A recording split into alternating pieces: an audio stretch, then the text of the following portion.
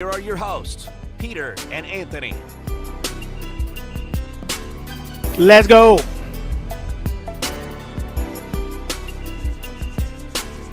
Oh, baby. We are here. Yep. We are here on Grindtime.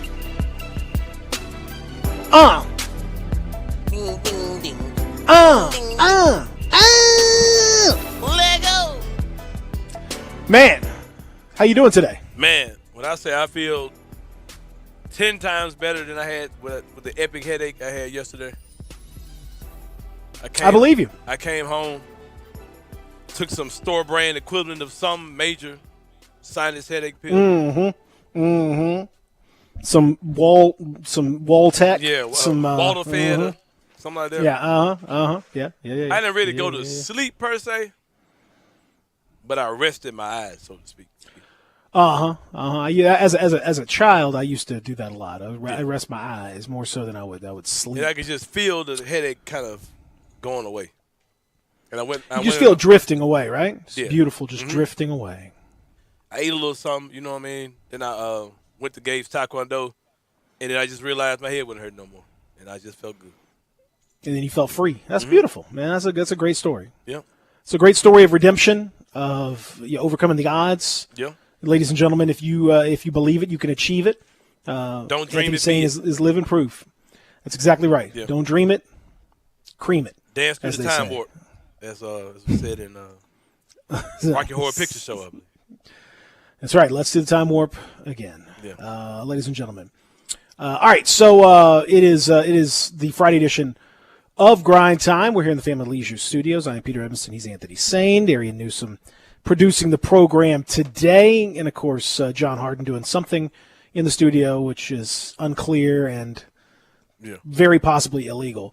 On the show today, we have lots to discuss. A wild NBA Finals Game 1 that looked like it was over and done with, and then those dadgum Celtics turned on all Madden mode and went to the next level. Cut the 3-point sliders up. For sure. This was all pro mode on 2K. They took it all the way, all NBA, and it was there was nothing that the Warriors could do about it. An absolutely staggering, record-breaking quarter, and the Warriors are stunned, and they're down 0-1, in spite of the fact that they hosted Game 1 did not matter. So we'll talk about that. We'll talk about the latest rumors swirling around the NBA draft and the Grizzlies. There continues to be some discussions here and there and some things to talk about. We will certainly do that. We'll take a look at some of the other news that's happening around. There's some NFL news to get to, some college football news. There may be some baseball news. I'm not sure that we're going to get to it, but there probably is some baseball news at some point. Maybe we'll just leave it to you to figure out what that news is. Joe Girardi got fired. Boom, bam, there it is. Kind of make your own. Don't. Boo. There's more news than that, Pete. There's much more news than that. I was going to let them figure that out, though. Come on now. Come on. All right, so anyway. Yeah, come on, Darian. Come on, Darian. Lakers got a new coach. We'll discuss that. Speaking of don't give a crap. But anyway. Oh, boy. And then we'll talk French Open, I'm sure. We'll talk BET Awards. All of that is on the way here. You could join us as well. 901-360-8255. 901-360-8255 if you want to hit us up on the AutoZone listener line. That's how you do it right there. Get in the zone. AutoZone. Yeah, let's go, baby. That's how you get in touch with us. And we'd love to hear from you throughout today's program. All right, Anthony Sane. Yes, sir. Tell me, if you could, What's really going on? Saint up in what it. was going? Because you came back. My bad, bro. You came back from if I know you came back from Taekwondo Thursday. And you turned on the TV. It was probably midway through the third quarter, or somewhere in that neighborhood. And you thought, okay, all right, this is Warriors pretty like well Warriors got this under game control. one. Yeah, something like that. And then take me through your response as you watched the Celtics and Al Horford unleash the beast in the fourth quarter. I began to celebrate the legacy of the Golden State Warriors yesterday. Like, man, these dudes, they built a dynasty. Wow. They added Kevin Durant, who they didn't really need. They lost Kevin Durant. They had some injuries. And here these old son of a guns are back again, about to win another championship. Just kind of doing what Golden State does, spreading out the lead in the third quarter. And by golly, something happened crazy in the fourth quarter, Peter. Like you said. Yeah. Boston couldn't miss anything. Golden State couldn't score. They were knocking down – the Boston Celtics were knocking down every shot in the world. Jason Tatum took a night off. And the rest of the guys on the team. At least when it came to shooting, he certainly did. Yeah. I mean, he was a great distributor. Yeah. But shooting, 3 of 17, something like that. It's just crazy. Yeah. So, that whole thing went down. It was wild to watch, man, because I was watching it at somebody else's house, and they were like one of those anti-Golden State people, like I don't even want to watch this. They walked out of the room and went and started doing something else. And then I was like, hey, you might want to come back in here. And, Boston just started doing Boston things. And they're looking like they gave Golden State their first home loss of these playoffs. And, yeah, man, a lot of stuff. I was going into the playoffs, going into the finals, I said that I think Golden State's going to win because Boston's going to squander opportunities, and opportunities are precious in the playoffs. You can't squander games. And just ask the Grizzlies. By golly, Grizzlies could have been there if they hadn't squandered. And by golly, the squandering was not done by the inexperienced team. It was done by the veterans. And Boston looked absolutely phenomenal. Coach Ime Udoka. Peter, I have a quick question for you, sir. If you could start an NBA franchise, would you start with Ime Udoka or Luka Doncic? Which one would you start with? Luka. Next question. Just wondering.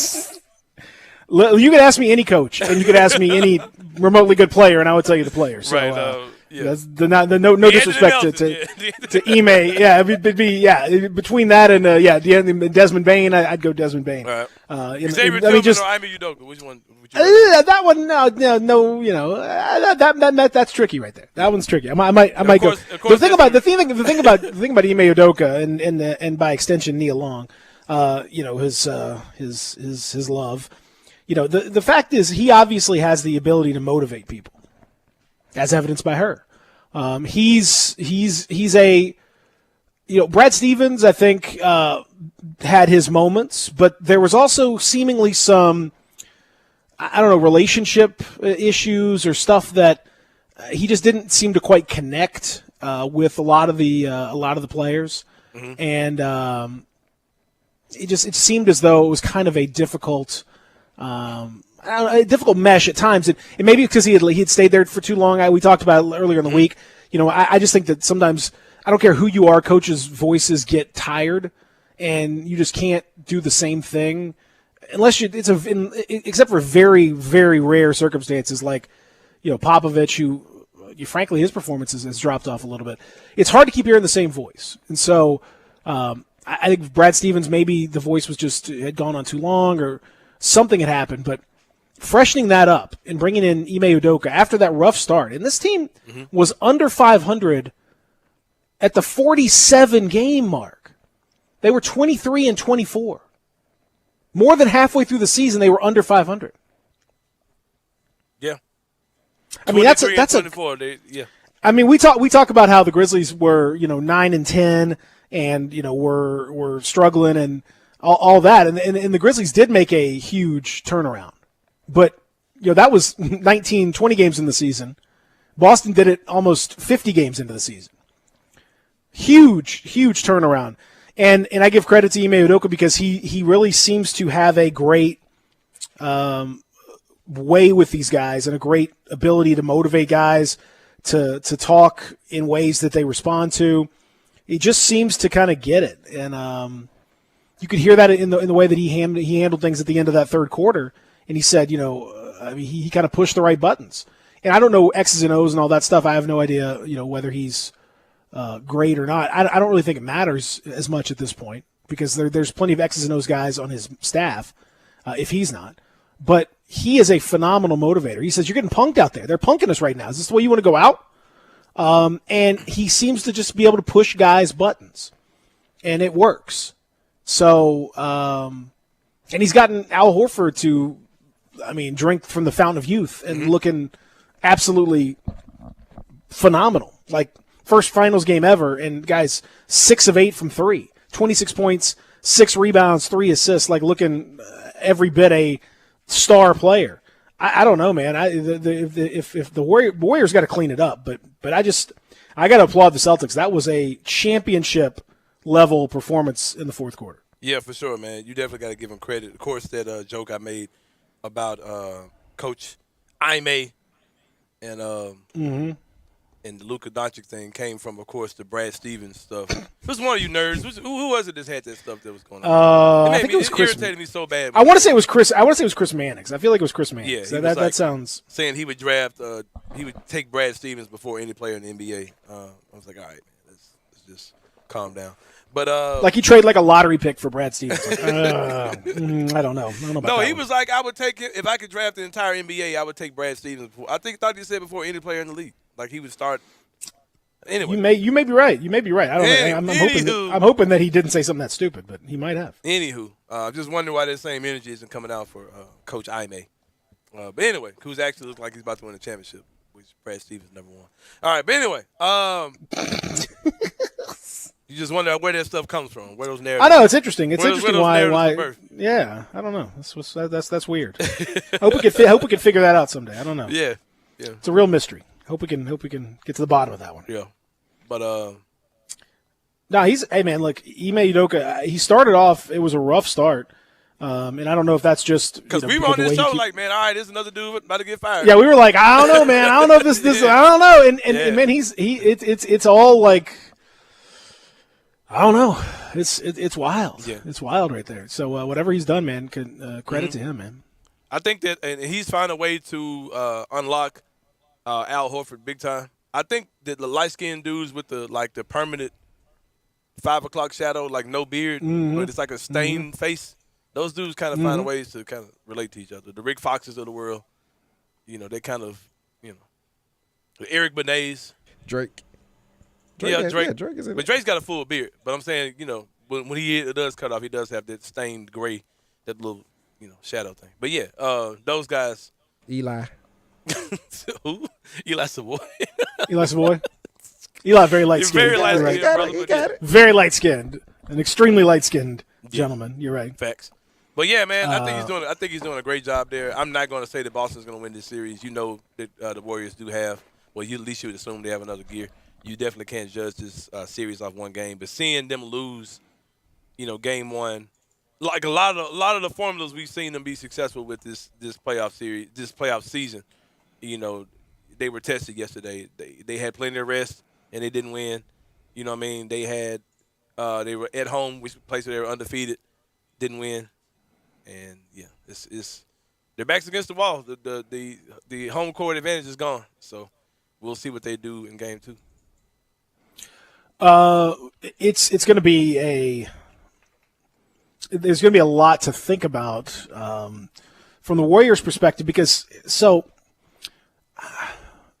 the Warriors, we talked about how clearly. I mean, they're not back. They're never going to be what they were with KD. I mean, they're not that team.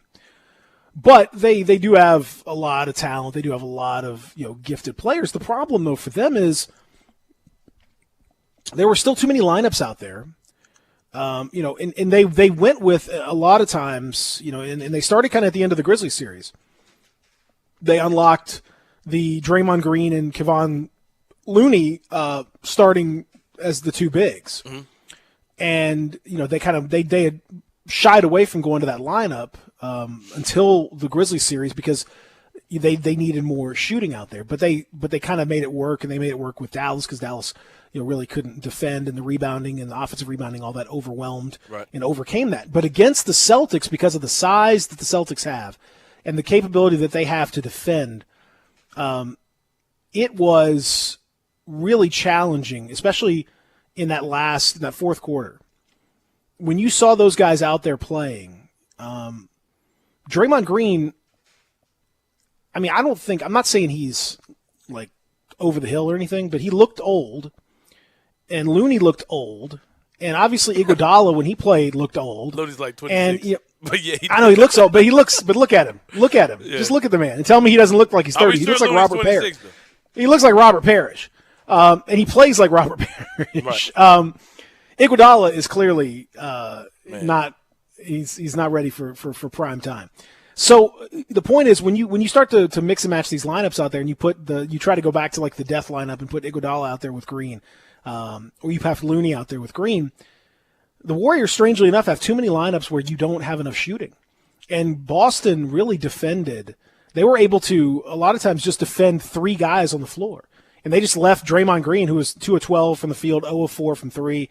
They just left Draymond alone, and did to him what, the Tony Allen thing or whatever you want to talk. Mm-hmm. They just kind of did that to him and said, look, all right, man, you want to shoot it, go crazy. Iguodala, same thing. And Iguodala ended up, making the only 3 that he took, but they're happy to give that to him.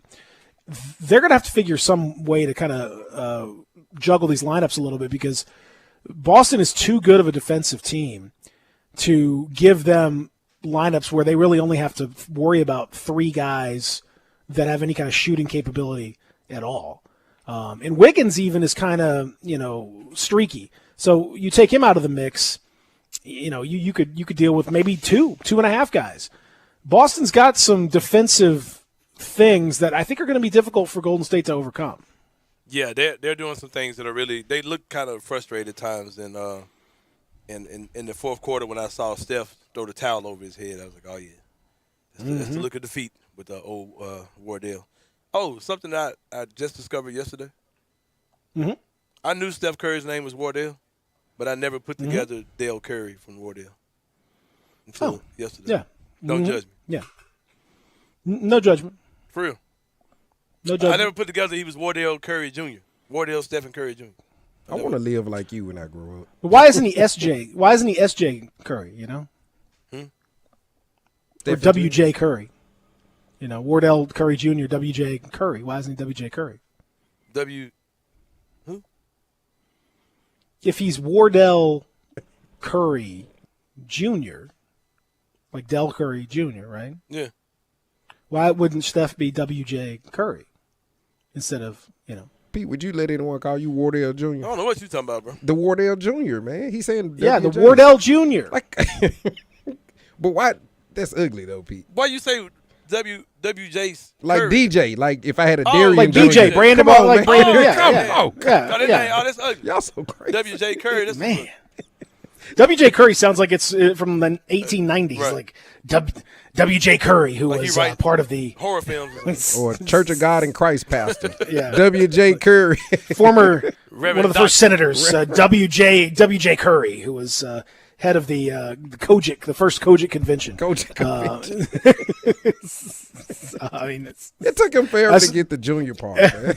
I know. I was like, He man, was like, what? Am I explaining this wrong, or am I? He was sitting back in that chair. He was gone. Turns out Anthony Sane just had a little mini. Yeah, man, I didn't even understand. He was gone. He's fine. He's fine. He's good. Nobody panic. Everybody okay. All those calls coming in, he's fine. He's fine, folks. Don't freak out. All right, so yeah, but I do think they're going to have some issues going forward, and the troubling thing. Well, I tell you what. We talked about the trade deadline being the whole difference maker for the Celtics. Mm-hmm. Man, look at Derek White last night.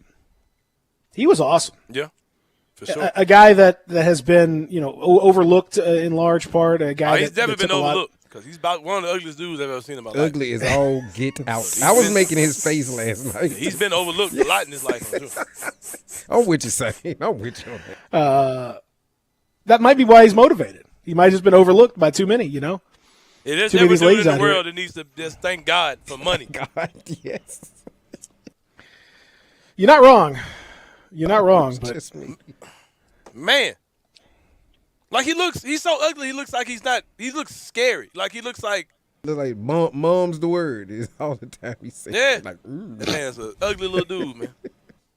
I remember Gabe. I remember I took Gabe. Ugly, ugly, little ugly dude. Little ugly dude. That's the ugly yellow dude. Too. I remember I took Gabe to Grizzlies practice 3 years ago, the year before the pandemic, right? Yeah, Jaws' rookie year, and Gabe was afraid of Kyle Anderson. Like, yeah, that seems. We know all the people accurate. he hang around. Yeah, it's just some dudes. It's just they're so ugly, bro. They just like weird looking, like they scare children. Like I'm sure that Derek White is in that.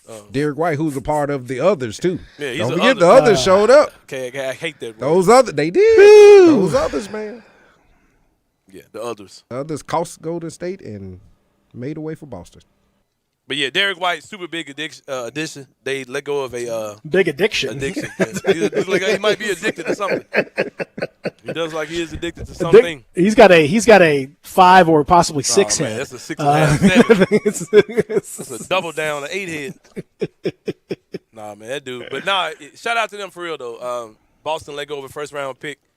Of all the people that they turned down first round picks for them to actually trade one for Derek White, it's kind of odd, but it definitely was a huge pickup for them. He also fits in that combo guard mold that I think the Grizzlies need to go after as well. Depth of the backup point guard, man. Shout out to Jason. Well, and again, it just goes to show you that those are the kinds of pickups that I think some people were, I think probably like they're okay with the pickup, like, oh yeah, Derek White's gonna be good, but like. I don't think that anyone saw that as a transformative, like Derek White's going to change the way this team's going to be able to operate, but that's exactly what happened. Yeah. So, man, look, the Warriors are still, the series is a long way from over, but they do have a lot of work to do to figure this thing out. For sure. This was not the way they had drawn it up. That's for sure. When we come back, we'll continue here on the program. Grindtime, another transformative situation we want to talk about. We got Kari Thompson coming up as well. I know he's going to be. Oh, he's going to be gloating like never before. Top of the world. Okay. Yeah, we may just have to let him just gloat for take a 20 minutes straight. We may just have to do that. So we'll see how it goes here as we continue on Grindtime, Real Sports Talk, Sports 5698.5. Join the voice of the Tigers, Dave Woloshin, for Wolo and Friends. Weekday mornings from 10 to 11, here on Sports 56 and 98.5 FM. I'm Gary York. I'm the service director at Lexus of Memphis. Our service department wants to be more than just a place where you get your oil changed. We do glass repair, windshield replacement, recalibration of your camera and sonar systems, even wheel repair, tire replacement, all the things you would expect from a luxury automotive dealer. Please check out our website. You can schedule your appointment, check out our specials, hours of operation, or if you'd like to do it in person, please reach out to one of our associates at 901-271-5199. Simple, smooth, and every sip as easy as the last. Tito's handmade vodka tastes just as good with tap water as it does with your favorite mixer. Back in the day, Tito distilled, hand bottled, taste tested, sent to a few friends, then taste tested again to give you the finest juice around. No frills, no flavors, no fancy labels, just the good stuff. Just Tito's. For recipes, videos, and more, visit Tito'sVodka.com. Distilled and bottled in Austin, Texas, 40% alcohol by volume, namely 80 proof, crafted to be savored responsibly. It's time to tee it up at Edwin Watts Golf Shops for the hottest gifts for dads and grads, featuring TaylorMade Stealth Carbon Woods and the new Stealth Irons. The Carbon Woods feature carbon twist-face technology, and the new Stealth Irons feature max forgiveness and explosive ball speed. And from Bushnell, the Tour V5 and Tour V5 Shift rangefinders inform you precisely how far you are from the pin. Whether you're a dad or grad, get a free custom fitting today. Edwin Watts Golf Shops, home of the 90-day satisfaction guarantee, and shop us online at worldwidegolfshops.com. So you need to sell your house? I have the solution. Call 901-406-1101. That's 901-406-1101. Call my buddy Bill at I Buy Houses. Any house, any area, as is. It's literally as simple as that. Just pick up your phone. Call 901-406-1101. That's 901-406-1101. Call my buddy Bill at I Buy Houses. Guaranteed to close in 5 days. If you need to sell your house fast, call Bill at 901-406-1101. That's Bill at I Buy Houses. When I was in Iraq, our convoy was hit. It was bad. After I came home, I could still hear booms and see tracer fire. Makes it hard to be a good mom. As America's veterans face challenges, DAV is there. I'm Naomi Mathis, Air Force veteran. With the right support, more veterans can reach victories, great and small. With help from DAV, I was able to begin to heal. DAV provides a lifetime of support to veterans of every generation, helping more than 1 million veterans each year. Today, I'm part of DAV. We're veterans helping veterans to get the benefits they've earned. And I give my veterans my all. But there's more to be done and more victories to be won. My victory is being able to be here for my children. Naomi Mathis, thank you for your service. May your victories inspire many more. Support more victories for veterans. Go to DAV.org. Now, back to Grind Time on Sports 56 and 98.5 FM. Here once again, are Peter Edmiston and Anthony Sane.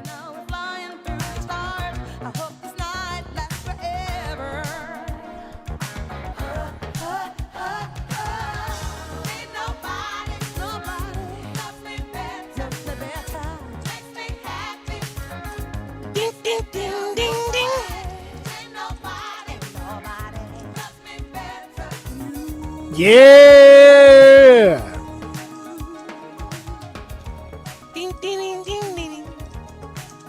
Back with you. I mentioned it is there's a historic situation. You did. Transformative situation. Optimus Prime issue. In some respects, sure. But we mentioned it a little bit yesterday. Darvin Ham, the new coach of the Los Angeles Lakers. Congratulations to Darvin Ham, who was there, been on Mike Budenholzer's staff for a while. Was there with Taylor Jenkins. Has been kind of one of those guys that seemingly was going to get a job anytime, and finally he has gotten a job, and a very high profile job at that. So that's notable for Darian, obviously. But it's also notable for everybody because did you know now that as a result of that hire, half of the NBA teams are coached by black coaches now? Yeah, that's 16, right, Pete? 15. 15 of the 30. There's 30 and 15 of them are coached by black head coaches. Compare that to the NFL, where there are 3.5. Mike McDaniel's biracial, so we'll give him a half on that one. Mike Tomlin still doing his thing. Lovie Smith and Todd Bowles. Mike McDaniel is he's half black, so his dad is black. He identifies as biracial. We'll call it a half. Okay.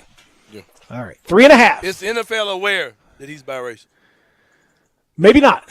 It's too late. He's already. I don't think he told him until after he was hired.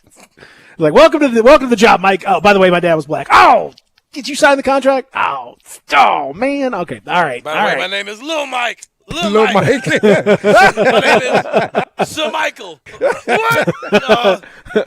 Jamichael. My name is Jamichael McDonald. DeMichelangelo. What? Oh, man. Oh, you got us again. Oh. Dang. My name is Jamichael. The Michelangelo. So that's where the NBA is. It does tell you how far things have come, and there's been a huge increase in the last couple of years with a lot of younger black coaches getting those opportunities, and taking advantage of some of the tricks of the trade that have been seen from white coaches for a long time, like, for example, nepotism, where you see Steven Silas, the son of Paul Silas. He's in the mix. Wes Unseld Jr. Jumping in there. J.B. Bickerstaff. Yep. I mean, that's, that's the game. The game's been played like that, man, for a while amongst the white folks. So, hey, why not? Yeah, why not go ahead and get it where you can get it? So, shout out, and I do think that Darvin Ham, he comes highly touted. I talked to Taylor Jenkins about Darvin Ham not too long after Taylor was hired. I was kind of curious, why Darvin Ham, hadn't gotten more attention other than, the obvious reason that you would expect. And he was just like blown away. And if you remember back in his introductory press conference, he gave a ton of props to those guys. Yep. He got emotional, like he was crying, and I know they had a tight relationship. So, Al Horford has spoken very highly last night of Darvin Ham. So I think he's going to be. I'm sad because I think it's actually a pretty good hire. Yeah, I was really hoping that they would hire Mark Jackson or somebody like that, but unfortunately, the Lakers seem to have actually gotten it right. I've got one thing disappointing. One thing I'll say is that I'm a little disappointed with that hire, though. I think a guy like Darvin Ham deserves to be in a better situation as far as new coach, young team. I think putting him with the team that has not only vets, man, but you're talking about one of the greatest players of all time in LeBron James, who's desperately trying to win another championship. Then you got the weird situation with Russell Westbrook where, like it was super toxic there with him and the former coach, and now you're bringing in a rookie coach to deal with this. Even though he's been an assistant for a long time, it's a big move from one seat to another, as you know. For sure. I and then you have the Anthony Davis situation there. I just think that I'm pulling for him, and I hope he does well. That to me.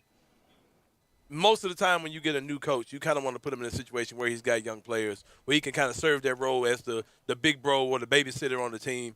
It's just I just wonder if things start getting tough, will the spotlight shine on him? You know what I mean? But in the same light, you saw Udoka do well with Boston. A little younger team, of course, and not the same type of situation. But me personally, I'm just a big fan of younger, newer coaches being with younger teams. Kind of like my boy in Houston. Steven Silas, that's what I was going to wait till you got through. Steven Silas?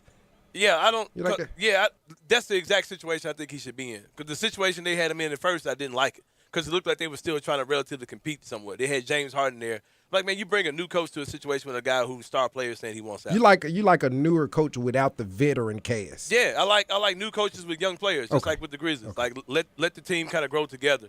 I think that when you throw a new first time coach with guys like that, you get the substitute like teacher Silas stuff. and Harden. Yeah, you get the substitute teacher stuff. You know what I mean? So I feel you. I want him to have the best opportunity to succeed. Like JB Bickerstaff, that's perfect right there, man. Yeah, like JB's situation, what he's got in Cleveland. He's a young guy. He's got a young team. He's building that team up. Just across the board. The Grizzlies, my boy with Minnesota, your boy Chris Finch, not particularly a young guy, but he's a newer coach.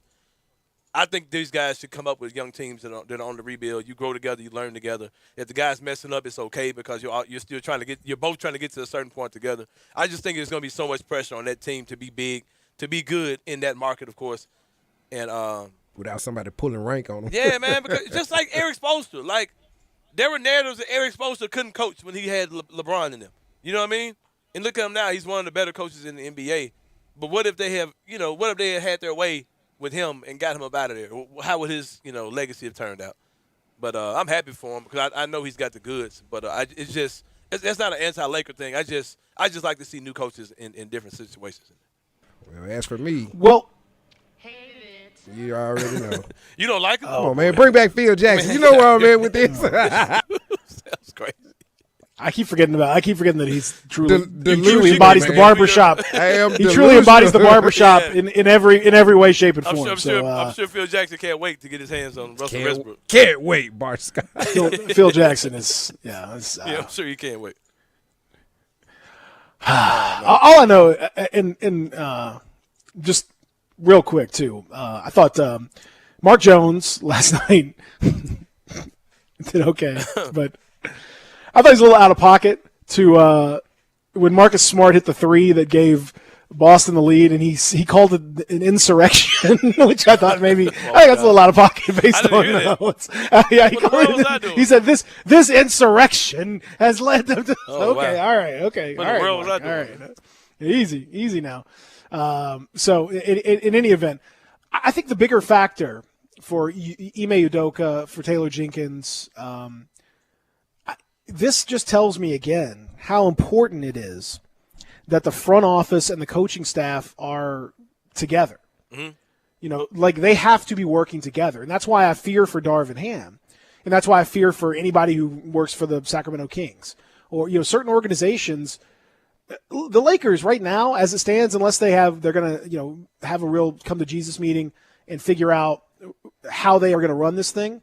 You've got, Pelinka and Clutch Sports kind of back and forth going at it a little bit. You got Jeannie Buss and the Buss family that are kind of, sort of local yokels in a big market who kind of have some mom and pop ways of running things.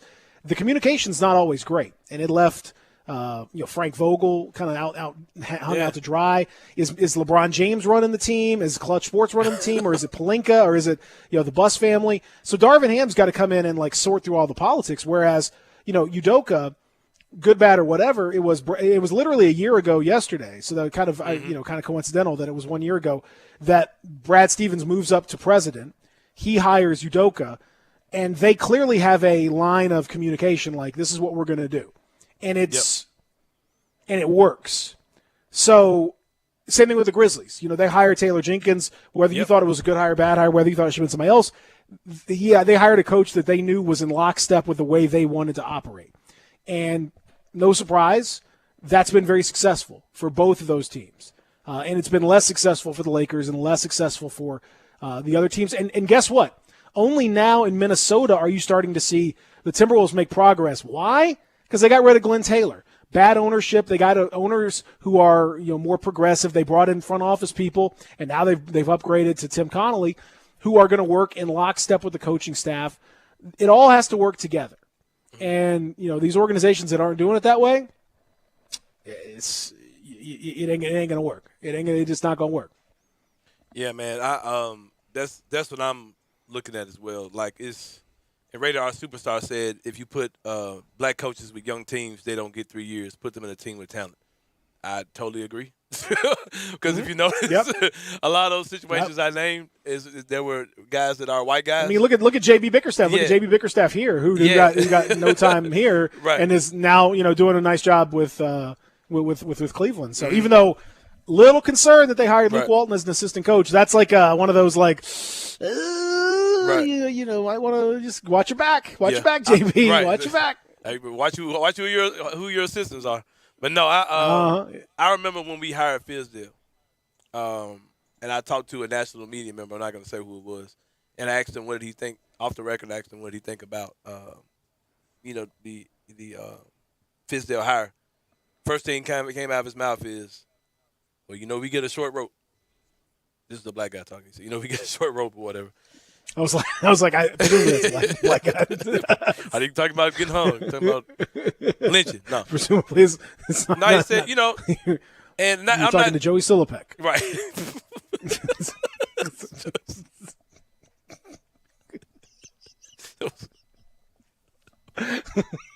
Let's get Joey Silipek's opinions on black coaches. You got to keep him on. Hate it. You got a guy you can. Anyway. Anyway. So, but like that isn't said to defend, David Fizdale or anything. But I get what Radar Superstar is saying.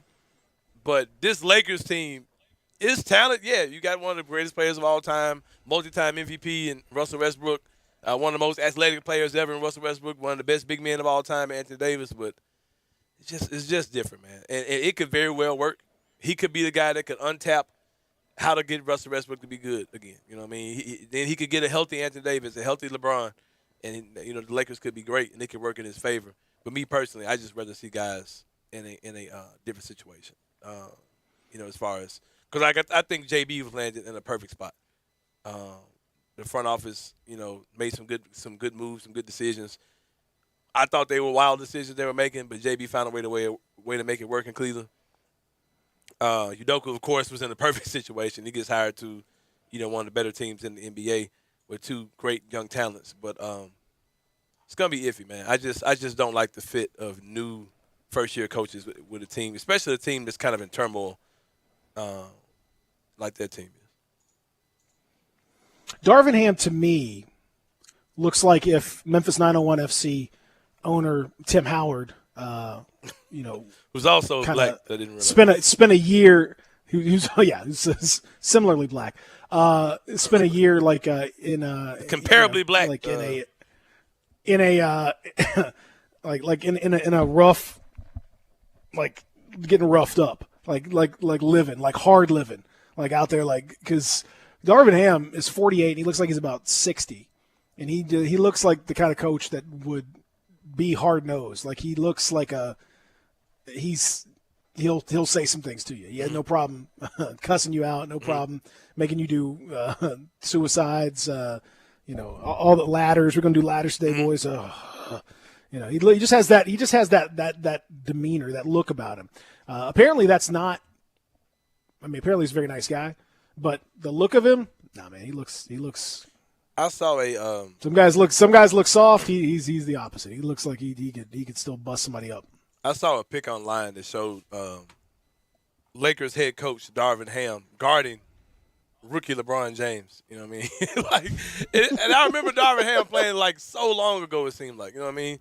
Seems like he was on like the old Sega Genesis video games, but I remember him. And there was a video of him guarding LeBron James as a rookie. And this is kind of related to what we're talking about, in which I kind of think it can be problematic as well. LeBron James. How many former players, kids, has he played against? Just think about that particular number, what that is, and then he's got I think 2 or 3 more that are about to come in next year. Guys who he played against their dad, and now he's playing against them in the NBA. And he's got his son's teammate who plays for the Memphis Grizzlies. It's wild, man. It just kind of shows you how long LeBron's been in the league, and now he's about to coach a guy who's probably.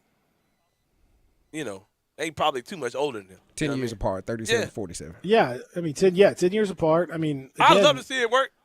But if Taylor Jenkins was their coach, he'd be younger than LeBron. Yeah, he'd be younger than LeBron. I think Taylor's younger than LeBron. It's a weird dynamic, but again, some guys just command that level of respect and gravitas, and he's got that. Like he's just one of those guys that just has that. Like he has that demeanor that people listen to him. It's a little bit like Ime Udoka. Like Ime Udoka has a similar kind of he's very charismatic and people listen to him and stuff. Some guys have some people just whatever age they are, they carry themselves a certain way that lends themselves to being listened to and being appreciated. Like that's him. That's him right there. So any guy that can pull Halle Berry, I think that covers weight. You know what I mean? Do you agree? Did Darvin Ham pull Halle Berry?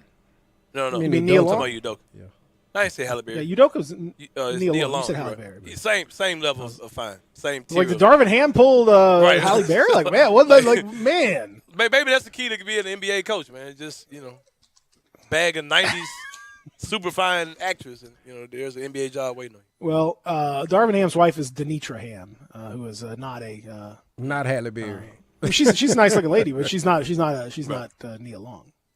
He'll be fine. They met at Texas Tech. He went to Texas Tech. So yes, he did. Yep. He'll be fine, man. Tyronn Lue got stepped over by. He kind of looks like a combination of Derek. He looks like if Derek Fisher and Tim Howard had a baby. That's what Darvin Ham. Yeah. 901 Tim Howard mixed in with some ball. 901 Tim Howard and Derek Fisher. Derek Fisher and Tim Howard had a Can you throw some ball bull from Mike Tyson punch out?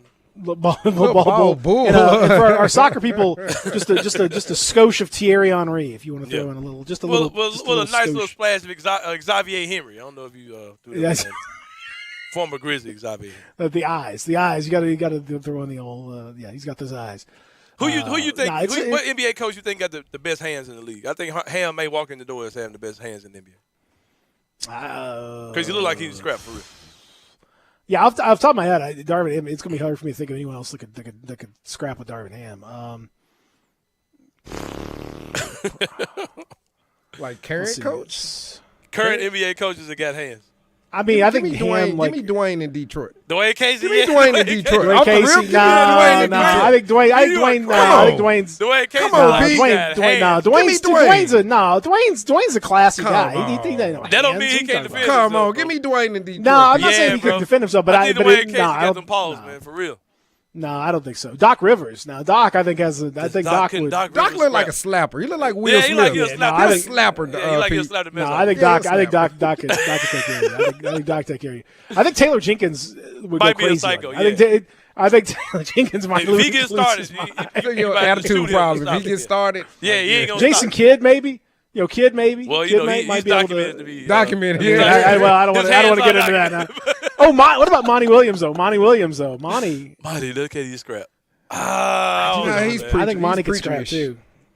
You think preachers can't scrap? Come on. No, but he's too nice. He's probably a He's peaceful not. guy, man. He's probably ain't looking. To Quinn Snyder is like the American Psycho. Like Yeah, Quinn Quinn Snyder's John Harden. Yeah. If Quinn Snyder is my man from American Psycho. Like, If I thought anybody turning carried on like Huey a- Lewis in the news and getting an axe somebody. Yeah. If there's anybody who would have like a hidden like pocket knife or something on it. Thibodeau. What about Coach Tibbs? Tibbs crazy. Hands though. He probably can scrap a little I think bit. That Dwayne Casey seems like a That was the first one that Dwayne Casey immediately jumped out. I just vehemently disagree with the Dwayne Casey situation. You don't think old school dude like him? You think he can't fight? No. Who you taking? I Dwayne think Casey or Nate McMillan? That breath. Oh, Nate McMillan. Oh, you taking? They probably can scrap though. Yeah. They probably can scrap a little. Like Mike Brown. Mike Brown can't. No, Mike Brown like he'll can't. get exploded. Mike Brown can't. No, he's not. Why are you hitting me? Ow! Ow! Ow! Ow! Exactly. That's. I'm here with my family. Yeah. I'm unclear. Radar Superstar says that Taylor Jenkins looks Jamal like. Mosley looks like. I would say, but I don't even know. I'm not even sure if I could pick Jamal Mosley out of a lineup. I have no idea. Peter sounds like you profiling too, man. Hey, go hit that rated R. What you say? Radar Superstar says that Taylor Jenkins looks like he would call the police on you, a male Karen. I don't know, man. No, I don't. I'm telling you, Taylor Jenkins has got a. I've said this He's for got that years, next bro. level. I think that Taylor Jenkins is a real life. What's the name, man? I think he's a real life. What's the movie? Lasso Bear from Toy Story. I think. I think up front he's like this guy who's like super nice, and behind bars I think he's a lunatic. Like behind closed doors, I think Taylor Jenkins. I think that's what I'm saying. I think Quinn Snyder is like. I think Quinn Snyder would like he. I think of all the coaches in the whole NBA, I think I'd be the scaredest to make him mad because I feel like he might go find like an axe or something. Other guys might put hands on you. I think Quinn Snyder might like go find a sharp implement and like do something. Jamal Mosley crazy. looks like he probably can scrap a little. I mean, I'm guessing just based on his age, he's one of the younger guys. Like I feel younger guys always are, like Popovich. Like it doesn't matter. That's Rick Carlisle. I'm not really. Yeah, there's some age factors involved here. If you cry on the court, you're out, right? Willie Green. You crying on the court, you're out, right? Oh, Willie Green can scrap up. You think so? Come on, you crying on the court, you're out, right? Yeah, he probably still can scrap a little bit. I said, Vinny said, what about Spo? Eric Spoelstra. He looks like a. Spoelstra seems like he's like Razor Ramon. Come on, he seems like Razor Ramon. This man doesn't look at anything. No, I would say Quinn Snyder's the one I would fear the most. Honestly, that's just I'd fear him the most. Ty Lue probably could I feel like Ty Lue would be able to he wouldn't. He can hold his have own. any problem Yeah. coming. Yeah, I think he'd hold his own. I do is tell him, he's you a didn't do little that to small. Iverson. Iverson stepped over you. No, but I ain't playing. Quinn Snyder's the one that I have the most fear of. Quinn Snyder. I'll just put it that way. Yeah, I feel like he would. Whatever happened in the fight, after the fight, he might come at you with an axe or something. So I don't want any part of that. Good question out there. Yeah. Quinn Snyder has that beard you were talking about too. That little 5 o'clock shadow deal. The permanent joint. Yeah. Quinn Snyder has. He just looks like he has not slept. Like he had a hard night. Every picture of Quinn Snyder looks like he's not slept for a month. Like he looks incredibly tired and wired up, like he's just he's had 38 Red Bulls, Monster Energy, cocaine, whatever, and he's on 15 at all times. If somebody let Harden coach an NBA team, that's what he looks like. No, because Harden is way too chilled out. Snyder is a absolute maniac. Yeah. That I didn't know. Do a Google image search on Quinn Snyder and find me a picture where he doesn't look like he's on a ton of substances, like just amped out. That's facts. Everyone is like he's just. Does he ever sleep? I mean, I don't know. Can't imagine. It looks crazy. Every one of these pictures. And that's what I'm saying. Everyone, I Google calm Quinn Snyder. Every last one is ridiculous. Like every last one, Pete.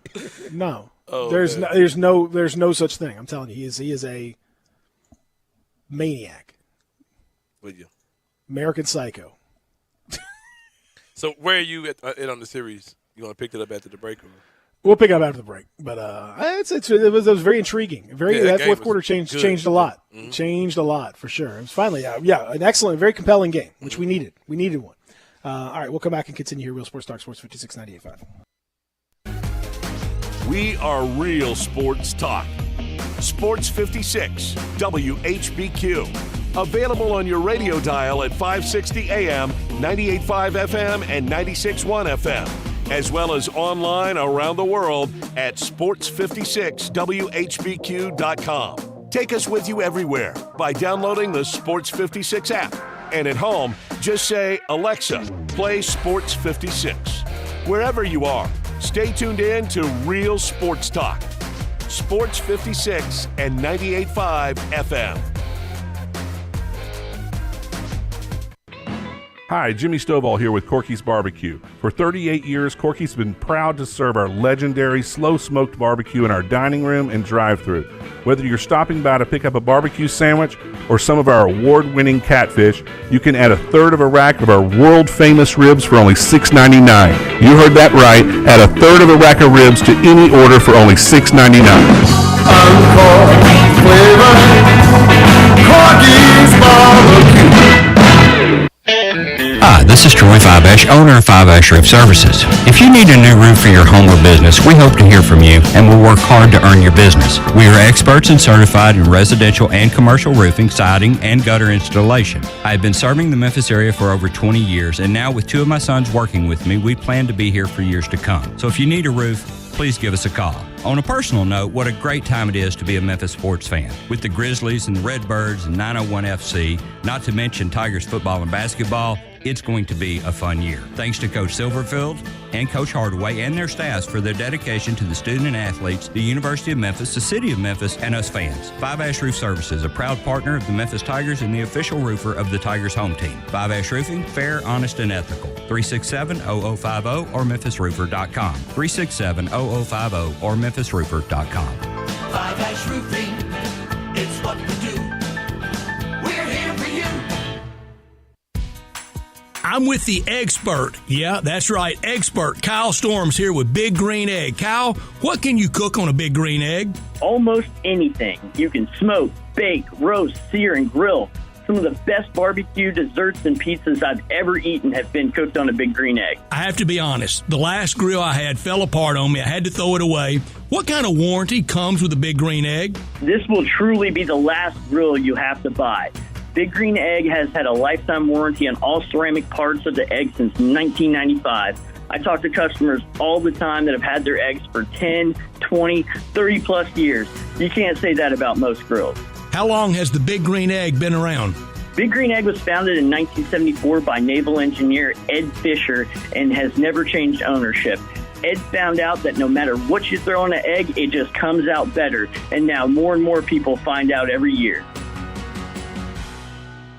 Now, back to Grind Time on Sports 56 and 98.5 FM. Here once again, are Peter Edmiston and Anthony Sane. Take a ride, there's a party over there that ain't no job. It's live, it's all the way live. Don't even have to walk, don't even have to drive. Just slide, slippity slide. Just forget about the troubles in your 9 to 5 and just sail on. That's what you do, just sail on. Now the dude's so fucking hate what you think.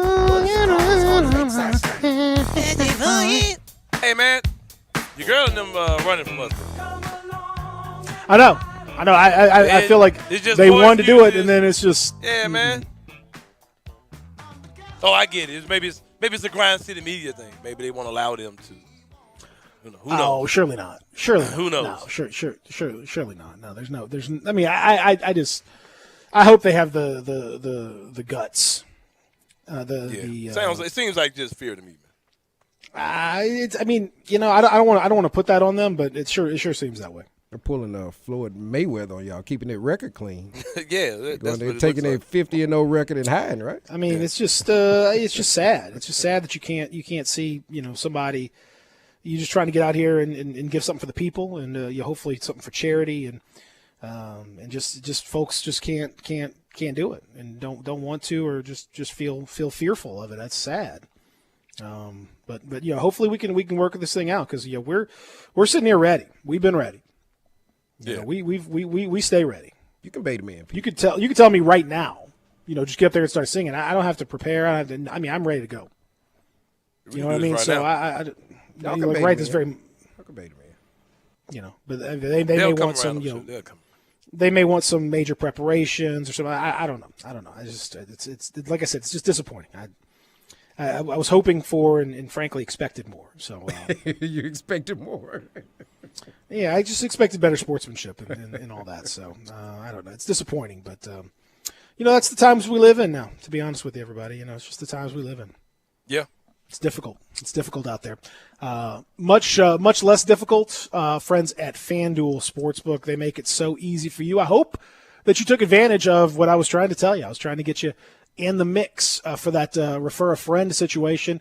But even if you didn't, doesn't matter. Now the NBA Finals are here, and your chance to score big is also here on FanDuel Sportsbook. Throughout the NBA Finals, FanDuel is giving new customers $200 in free bets. That's right, $200 in free bets guaranteed when you place your first $5 bet. Bet the money line, point spreads, player props, and so much more. Plus, you can combine your bets for an even bigger payday with the same game parlay. Because you were asking me, Anthony, you were asking me about where I stood on the series after last night. And I got to say, I'm a little bit shocked to see what the lines have looked like now that Golden State has won game one. I don't really understand. Like right now, the Warriors are a 4-point favorite on FanDuel. Like, I feel like that's a kind of a swinging backlash, so to speak. And I'm taking the Celtics plus the 4. I'm taking the Celtics plus the 4.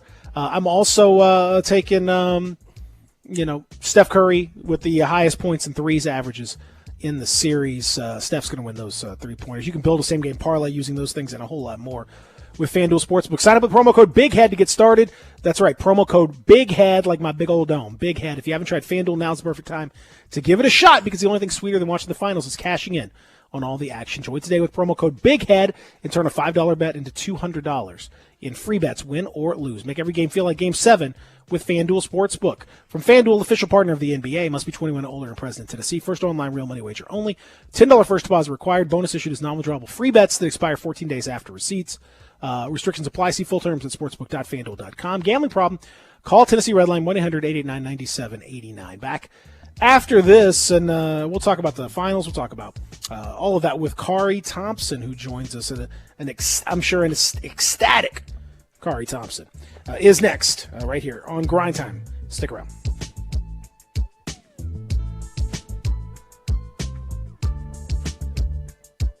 Hi, everybody. Greg Gaston for FanDuel. Add a little excitement to your sports watching experience by betting on all the action on FanDuel Sportsbook. There's a reason why FanDuel is America's #1 sportsbook. Their app is simple to use. They've got great odds on all different betting markets, unique fun bet types like same-game parlays, and exclusive always-on promotions such as enhanced odds boosts on the biggest events that let you get more action out of every game day. And if you win, they even get you your winnings safely in as little as 24 hours. Download the FanDuel Sportsbook app to get started, and be sure to sign up with promo code GASMAN so they know I sent you. That's FanDuel Sportsbook, promo code GASMAN. Must be 21 or over and present in Tennessee. First online real money wager only. $10 first deposit is required. Bonus issued as non-withdrawable site credit that expires 14 days after receipt. Restrictions do apply. See full terms at sportsbook.fanduel.com. If you have a gambling problem, call Tennessee Redline at 1-800-889-9789. It's important for a really great bar to have a few things: a relaxed atmosphere, cold beer, excellent cocktails, and in the case of Bell Tavern, Memphis' perfect downtown bar, a Harold. He's been a bartender in Memphis for decades, and everywhere he's been, he's become legendary. Harold may not remember you the first couple of times you come to Bell Tavern, but he will remember a story about the time he did something insane in some place like Alaska that involves something like a bear and a canoe and a flare gun. You can find Harold most nights at Bell Tavern, tucked into Barbaro Alley. The easiest way to find the tavern and Harold is to walk right through the dining room at 117 Prime. At Jason's Deli, when you're dining in or picking up curbside, you can expect wholesome food and no surprises, just delicious sandwiches, crisp salads, and quick quality meals made with the freshest ingredients and no artificial trans fats, MSG, high fructose corn syrup, or artificial colors and dyes. Around here, a lot of thought goes into what we put into our food and what we take out of it, because you're not just taking a bite, you're getting a taste of who we are. New items are constantly being created to expand our menu for all tastes and special diets, with vegan and gluten-free options available. Convenience and on-time delivery you can count on. It's just a click away at jasonsdeli.com, so whether you need to feed 5 people or 5,000, the team at Jason's Deli, they have the credentials and the commitment to keep you satisfied. Freshness is nearby at Jason's Deli, with locations at Ridgeway in the Park Place Center, Poplar and Highland, Germantown Road in Cordova, and on Goodman Road in Olive Branch. Jason's Deli. It's wholesome food and no surprises. So you need to sell your house? I have the solution. Call 901-406-1101. That's 901-406-1101. Call my buddy Bill at I Buy Houses. Any house, any area, as is. It's literally as simple as that. Just pick up your phone. Call 901-406-1101. That's 901-406-1101. Call my buddy Bill at I Buy Houses. Guaranteed to close in 5 days. If you need to sell your house fast, call Bill at 901-406-1101. That's Bill at I Buy Houses. We are Sports 56, WHBQ Memphis, and W253DF Memphis, Flynn Broadcasting Stations. Now, back to Grind Time on Sports 56 and 98.5 FM. Here once again, are Peter Edmiston and Anthony Sane. Those days are over, baby. Wait a minute now. You put it on me like I never felt before. That gushy good, girl, I want some more. Sweet, sticky, thick, and pretty. You change the game. Oh. This ain't sweet, sticky, thick, and pretty. That's a nice little four-way there. It's a nice combo. Huh? Yeah, man. Feel good about that, huh? Yeah. It definitely sounds good. Who wouldn't? Who wouldn't? Sweet, sticky, sweet, sticky, icky, sweet, honey, sweet, sticky, thick, and pretty. I was trying to find it again. I can get with that. Yeah, you gotta get after it right there. Yes. Yeah, I can rock with it. You did it, girl. Oh, I Lord. think that's what he said. I can't really stomach too much of whatever the name of that group is. It's just too Silk Sonic. Come on now. It's too Stop. polished, and it's just. I like my soul to have some soul. My funk to have some funk. I mean, you're just a hater. I know. It's the same dude who. All right, anyway. All right. Yeah, I don't. No. You know it. You're a hater. You for whatever reason you don't. Silk Sonic is too commercial, you or I don't know. Silk whatever. Sonic's Love Train. It's just too. You were jamming to it until you realized it wasn't the original. Yeah, exactly. Until you realize it was Silk Sonic, right. then you're like, no, I wasn't liking that. I didn't like that. I didn't actually like that. I don't know what y'all are watching. I didn't like that at all. I jammed to it because it's one of the greatest songs of all time. Yes, so this is pretty easy to jam to it. Then when I started hearing little things that weren't right about it, my Sonic the Hedgehog, Derek White is ugly. They just saw him on the screen. This dude scared the crap out of me. But no, yeah, of course I liked it. It's one of the greatest songs ever. Then it didn't sound right. Shout out to Sonic. Blam, blam, blam, blam, blam. Blam, blam, blam, blam, blam, blam. So the Sonic I want to hear about. Sonic the Hedgehog.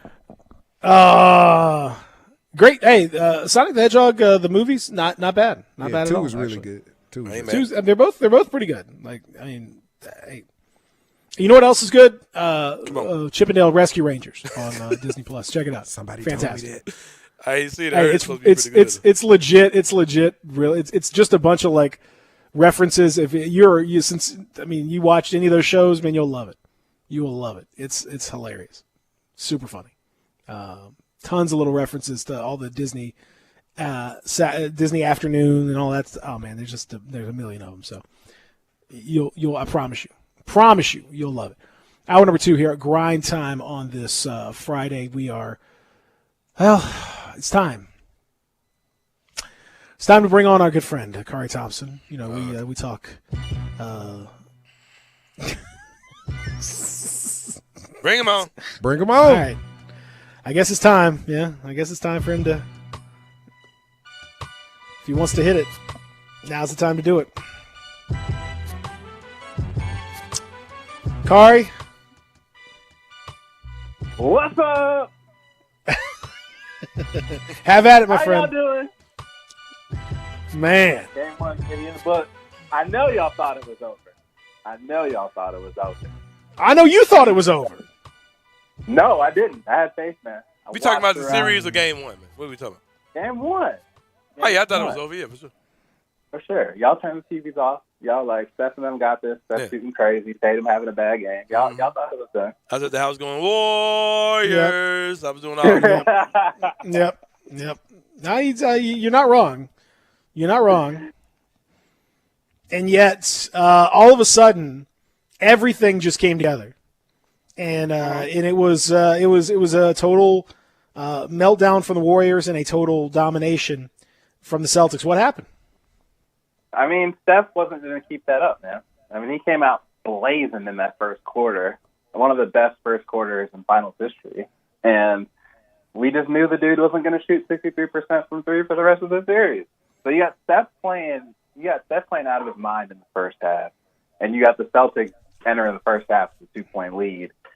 Things were bound to balance out. Also, Jason Tatum didn't have his best offensive game, but he was able to find so many open threes for his teammates that the Celtics were able to shoot their way back into the game. Kari, I'll say this. I'm happy for you. The last time the Boston Celtics won a championship, you were what, in high school? Middle school? Yeah. That was my 8th grade year, 08. Yeah. Yeah. So props to you, man. I can imagine. Appreciate that. It's we know that you come from Championship City. Boston is, notorious for winning championships. But to see one in your lifetime, in the prime of your life as an adult, if that's how this turns out, that has to be an amazing feeling. So props to you. I'm pulling for you. I'm pulling for Boston just for you, man. You've had a heck of a year too, man. You've had, you had a raise. You moved to another city. Got another job promotion. Your team like they about to win a championship. If only you had some women, Carl. If only you had women. Maybe. Hey, man. Maybe you can parlay. Maybe you can parlay two of those together into something. Oh, you say you got a girlfriend? Yeah. I ain't know that, man. Shout out to you, man. I ain't know that. Come on, man. Playing me out here. Shout out, her man. sounds like. Shout out to you, man. Yes, sir. I appreciate it, man. I appreciate the love of the show. Oh, yeah. We were talking about it earlier on. What is it about Ime Udoka and the Brad Stevens situation? It was 1 year ago, exactly yesterday, when Brad Stevens rather shockingly went up to the front office side and then opened the door, and Ime Udoka ends up getting the job. And the Celtics were 23-24 at one point. I mean, this was a team that it's crazy. It's crazy to see what's happened. So, like, what is it about Udoka? What is it about this setup, the way things have worked? That dude doesn't get shook. And I think last night was a good example of it. Because, like, when the Warriors go on those third quarter runs and they start to bust the game open like they did last night, like, so many teams just fold right there, and it turns into a blowout. But, like, the Celtics, they're confident in who they are. They know they're the best defensive team in the league. They know that they have enough shooters to shoot their way back into a game, and that they have probably two of the 3 or 4 best players in the series. So, Ime has really instilled that confidence and that defensive identity that's allowed them to flourish in pressure situations. In a game where, we talked about Jason Tatum had a bad game. You joked about that when we opened up the segment. Everyone else, the others, which is, I hate saying that term anyway. But Jason Tatum had a bad game. The Boston still found a way to win, knocking down almost every three they took in the fourth quarter, coming back from what's normally a death sentence when the Warriors get going in the third. Do you think that them overcoming without Jason Tatum showing up, because he's going to have a big game soon, do you think that does that make you feel like, as a Boston fan and also just as someone who covers sports, does it look like it's just Boston is just a better team, or do you think it was just a lot of anomalies that happened in game one? Celtics are looking like the better team at this point. I'm trying to say that objectively, but you've got dudes that are stepping up. Like Derek White is money throughout these playoffs, man. Like he's been a tad inconsistent, but when we've needed him in those big moments, he's been huge. Al Horford out here playing like it's like 2011, like like he's bringing it all the way back and having a renaissance of the series.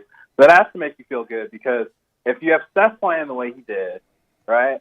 You have, Tatum with an off game, and he's going to bounce back. The Celtics are going to take care of business. I think you got to feel good for the Celtics for sure. Well, and I think the way that the game kind of unfolded, I mean, you look at the Warriors are the ones who have all the questions to answer at this point. You said the Celtics are down. If the Celtics are down double digits going into the fourth quarter, and Jason Tatum is going to make 3 shots, and you're going to win the game. I mean, that's an enormous advantage right there for the Celtics and for the Warriors, and the Warriors now have a lot of work to do. I was thinking about it seemed to me that I'm not to say that everybody is old or whatever, but it feels like the Warriors have a few too many lineups out there against the team as good defensively as the Celtics that can't shoot. Is that the case? Do you feel like that they're going to have to go with a lot more smaller lineups and avoid getting guys like Iguodala back out there, guys like Draymond even, whose defense is excellent, but that offense is definitely a liability for them. Sure. Yeah, I think they can fix it, man. I think what they need, the recipe is they need that second Splash Brother, man. Like Clay has not looked the same at all. They need him to get going. That's just been such a big part of the recipe in the past. One of the Splash Brothers has to be going at all times. So, I think we're kind of.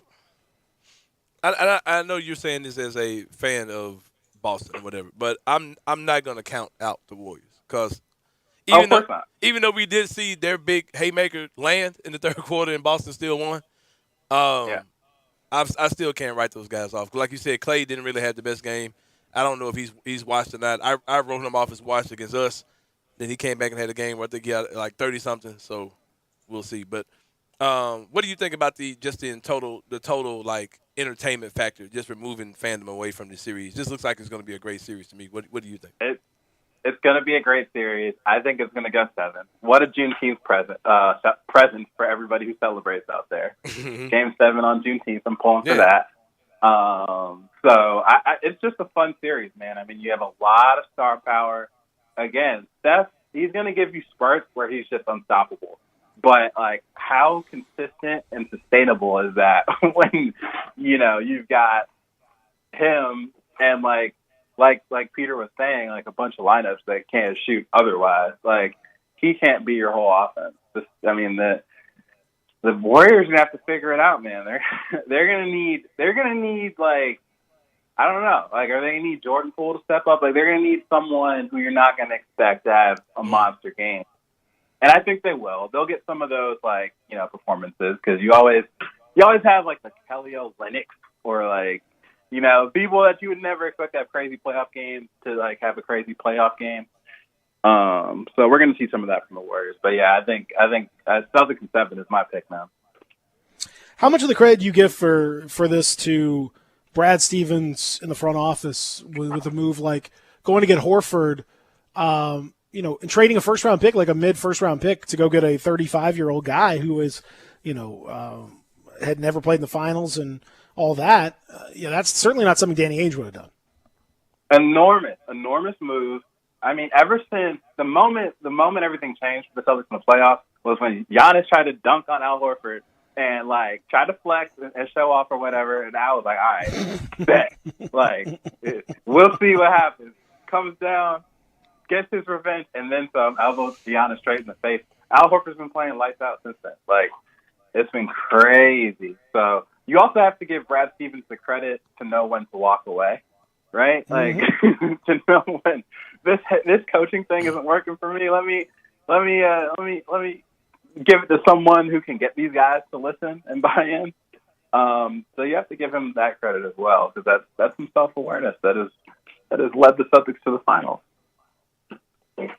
How much of Boston Celtics, of their way they built their team, how much do you think it was strategy and just being smart, and how much do you think it was just pure luck of the draw? And when you have two guys like Tatum and Brown, who are definitely the two best players on the team, they also made some moves where they tried to go get a Kyrie Irving, those type of things that didn't work out, and you came back to your foundation of those two guys. So, with that being said, how much do you think was luck, and how much do you think was actually strategy on the part of the Boston front office over the last, what are we looking at, 6 or 7 years?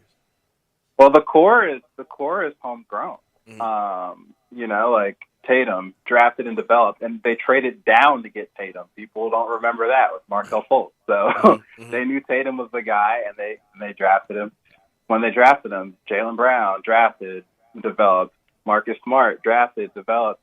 And it's just, people want to hate on Danny Ainge, but Danny Ainge pulled off the coup of the century, getting those picks in the first place for an aging Paul Pierce and KG, who didn't do anything in Brooklyn. Mm-hmm. So, like, you steal that much from the Nets, then, you put it into those guys plus Kyrie, and, you've built such a strong organization and such a strong culture that, like, it didn't even matter that Kyrie didn't plan out. Like, don't even miss Kyrie at all. Matter of fact, like, better without him.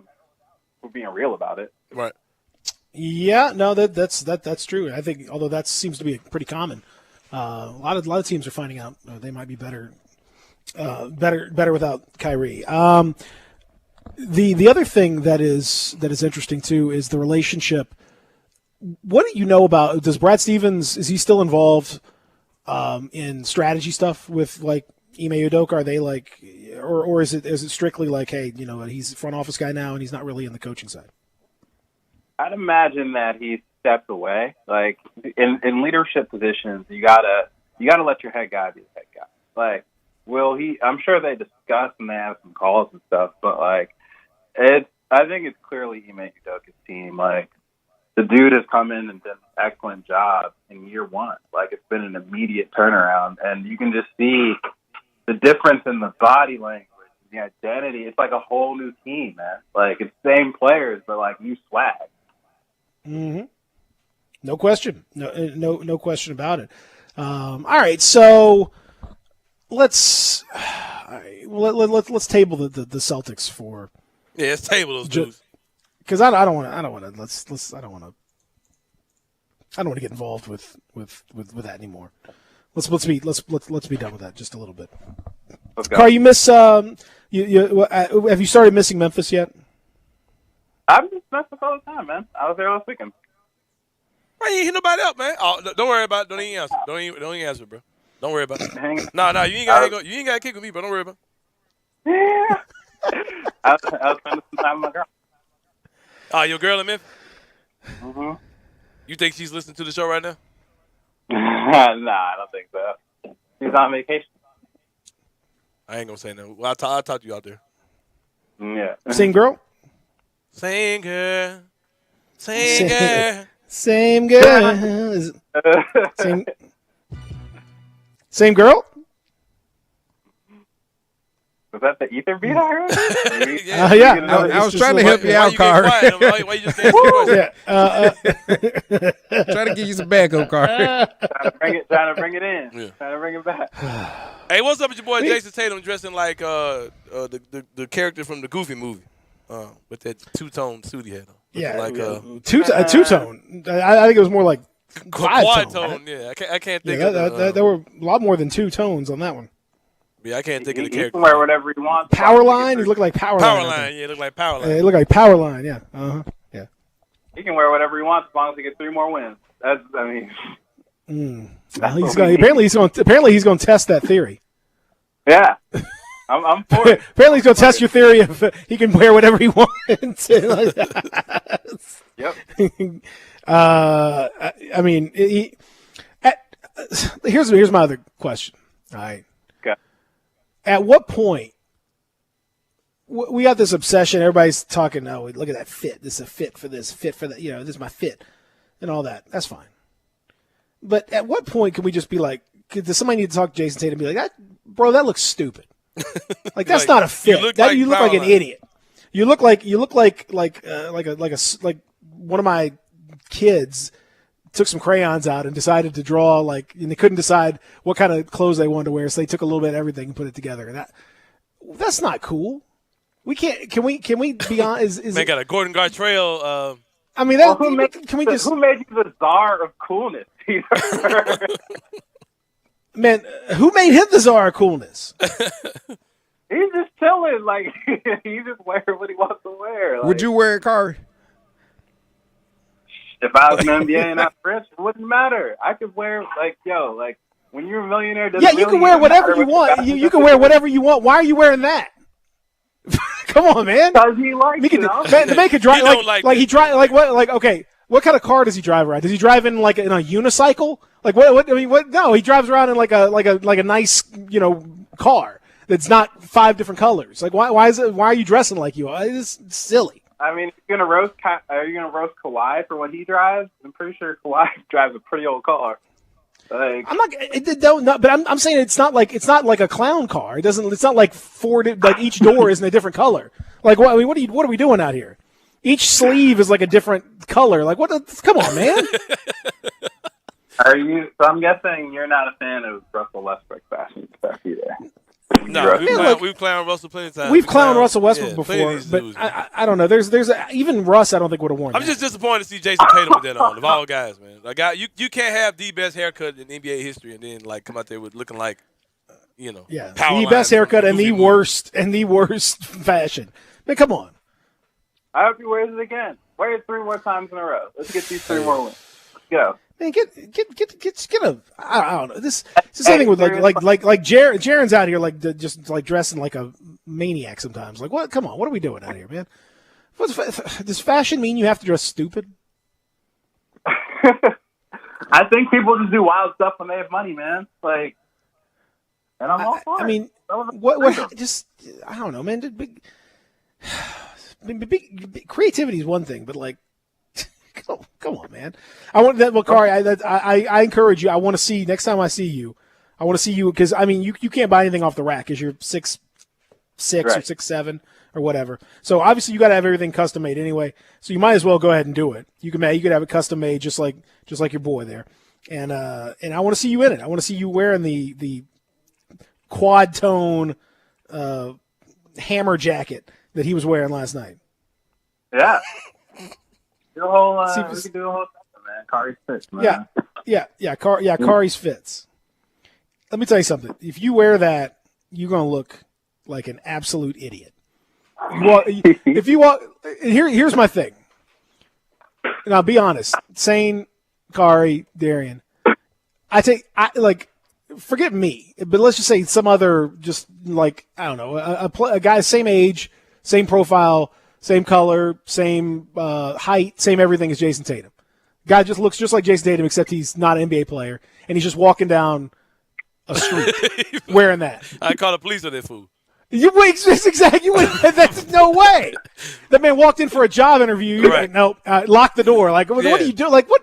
This man is clearly not taking it seriously. I either call them or Arkham Asylum, thinking he's a Batman.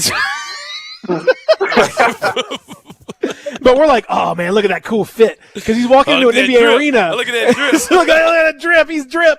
What, man? The same dude walking, that 23-year-old guy walking down the street looking like that. Brother, like that. You like, look at this dude. This weirdo.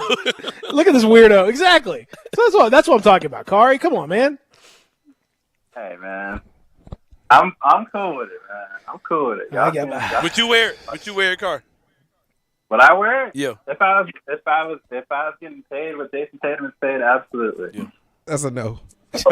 That's Wait, if you're getting paid what he's getting paid, you had all that money, that's how you'd spend it? Because that outfit probably cost as much as your car. I mean, it's like, I'm going to spend on that. Get out of here, man. Dude, if I saw it and liked it, I was like, yeah. Yeah, you wouldn't like it. You saw it and you'd be like, who the hell would buy that thing? What's wrong with the person who buys that? Good Lord, like, what are we doing? Like that, they really does look like a 60s Batman villain. Like, oh, he's the fashion man. Coming to get Batman. That's right. Like, that's not a real person. A real human being doesn't wear that. I don't. Listen, I'm obviously not cool enough to understand it, but that's fine. I'll take that L all day long. It's the mid-ranger. Oh God, the mid-ranger. Enough mid-ranger. And I think it's just more the fact that we all have to be like, look at the fits. Those fits are so. Stop it. No, honestly, Pete, it reminds me of something Mr. Furley had on. Like, it really does. Yeah, Mr. yeah, Furley exactly. jacket. Yeah, like Three's Company stuff. Yeah, looks like a Mr. Furley stuff matched, though. Yeah, he Mr. did. Furley Yeah, stuff he matched. Did match. He did match. It's like he cut up 4 Mr. Furley shirts cut and up 4 jackets Mr. and Furley sewed them together. Kari, do you know who Mr. great. Furley is? Or are we showing that? We're showing that. Not a chance. Kari knows chance. who Mr. Furley is. Not a chance. He has to. No, dude, he can't. I mean, not can't, but think about it. No, he does. No, he doesn't. Not a chance. No way. Who Zero is Mr. chance. Furley? You never seen Three's Company, bro? No. I've heard of it. It's a good show. See what I'm talking about? See, that's what I'm talking It's a show that could not come out in 2022. about? No. Furley could. Mr. Like Roper could. many shows. No, the whole premise of the show. Okay, the premise of the show. Yeah, Okay. that show because it was. Hold on, y'all talking about something yeah. from 1977? Yeah, that show could not come out today. Come on, Kari. That's classy, dude. Come on, that's classy. Bro, 1977? I mean, I don't remember. I wasn't like, I didn't watch the show when it was like on live or anything, but like I remember I saw the reruns and stuff. Hey, who was president in 1970? Yeah, don't ask me. Jimmy Carter, man, come on. Jimmy Carter. Jimmy Carter, man. That mean we're getting old. He's straight up laughing. I know. Old men over here. Old men over here. I know. Yeah, you and Amari Sankofa just tick me off sometimes. I'm envious of you guys.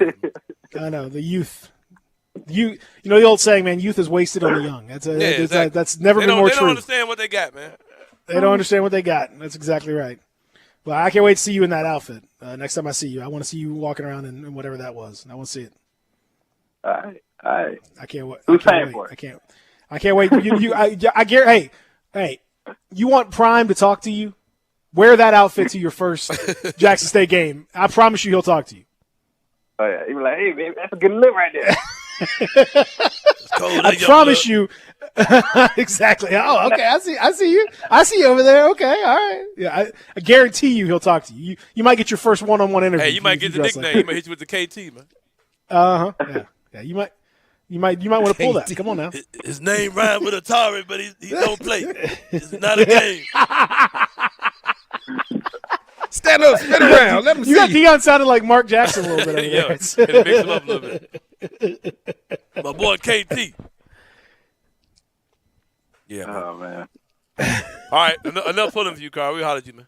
All right, we out. You out. Bye. All right, bro. Bye, Kari. Bye. Kari Thompson, Jackson Clearing Ledger, defender of bad fashion, joining us. Can't support that, man. Can't support that. I'm in favor of people doing whatever you do whatever you want to do. I'm not going to stop you, but I'm also not going to be held hostage to say I have to like it or say that's a good look. That's not a good look. No, get out of here with that, man. Looking like I don't care. Maybe I'm in the world's oldest man. That might be the case. I don't know, but I can't be happy. Seemed like he actually Googled and looked when Three's Company came out. He's like, y'all are talking about something from 1977. He probably did. Come on, man, that's classic Kari. He's give him 2 episodes, he'd watch the entire deal. I don't know about that, but I mean, he needs to. I agree with that. Coming on, there you go. What's the chances this guy just walked in? Does he know? Gabe Coon, can you hear me? He says no. He's never heard of. Never seen Gabe said no. He doesn't know who they are either. Yeah. There were so many shows back then where like the premise of those shows, like they couldn't redo those again. at all. Where the kisses are. You tell me if I'm right, dude. I might be wrong. Like, the whole premise of this show was the only reason why that Mr. Furley let him stay there was because he thought he was gay, right? Yeah, he purposely led him to to be believe, gay. yes, that he was gay, so that he would have no interest with those. Yeah, Yeah, exactly. But turns out that he was in fact not gay. He was a playboy, and he did. Him have and some his boy interest in Larry. it.